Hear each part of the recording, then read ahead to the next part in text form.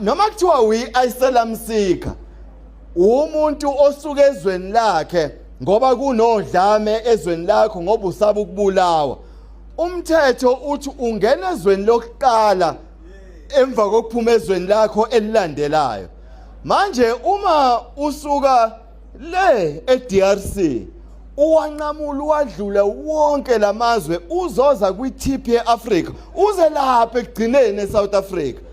Wadlule kanjani wonke lamazwe ungafuni iasylum kona wonke lamazwe uzofika la eSouth Africa? Yilo mbuzo esibabuza wona. Uma sibafica ke kulezi izitolo hayi asicucuze ngoba sisuke sihamba no Home Affairs namaphoyisa.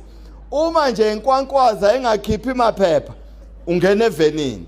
Kodwa enye into isibabuza yona ukuthi uze unqamule amazwe amaningi kangaka uzovula i-tuck shop. Ngoba phela thina kubantu abaqhamuka ngaphandle sifuna ukuthi bazotshala imali bakhe amafemu la eSouth Africa azoqasha abantu nje abaningi. Uma kufike abantu bangaphandle bethi bazotshala imali, umuntu ozofaka ibhizinisi elizoqasha abantu abawu20 elizoqasha abantu abawu100 ifemu kuya phezulu. Lothi usukele ngakuba uthi uzotshala imali uzokwenza ibhizinisi eSouth Africa kodwa izovula i-tuck shop. Sibona ngathi uzoganga ngathi nje. Ingakho ke lezo zinto sikwazi ukuthi sibhekane nazo ngqo. Manje ke ngindlalela lenkulumo ngokuthi sibeka imali ewu5 million umphakathi waseMgungundlovu siyazi ukuthi ayenele. Kodwa eyokuthi silekelela abantu bakithi. Mina ngiphuma le empendle la ngizalwa khona engashazwa eshazwa ngomlilo. Ngikhule mina enguga kunesitolo sakaQaba.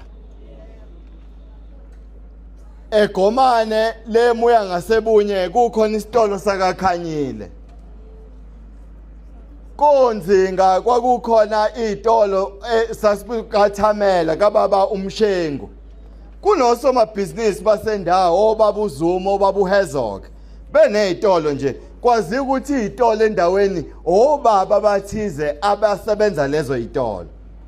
Manje mangiya kaQaba sengifike nje ngifike umuntu abayiqamela ngezandla. Hawu kahleni kusabhaliwe kodwa uthi kaQaba. Kwa mangena phakathi kuyikhonela my friend. Mangiya lapha ya enzinga esitolo sababa uMshengu kusabhaliwe ukuthi kukababa uMshengu general dealer. Kwa mangena phakathi kukhona oyiqamela ngezandla nje. Yileyo nto ke esifuna ukuthi siyiqede ngoba sifuna ukuthi abantu babuyele izitolo zabo. Lo 5 million ukuthi sikwazi ukubalekelela abantu athi umuntu hayi ngifuna istock ngishoda ngestock sokuthi ngiyovusa igeneral dealer kababa eyayivele ikhona la noma ufuna ukuqale yakhe isitolo. Sifuna abantu bangene kulezi izitolo ezisetshenzwa my friend ngokuthi sikwazi ukuthi sibahlinzeke ngale mali. La iphela khona le mali. Ukhona umnyango esifundazweni waka-Ethia. So babamba ngezandla osomabhizinisi abancane baseMgungundlovu. Siyoba ngongozisa ka-Ethia ukuthi lo mnyango wokuthuthukiswa komnotho ubalekelele labo somabhizinisi baseMgungundlovu ukuze bakwazi ukuthi lezi ipaza shop nama tuck shop kube yibona abawasebenzayo.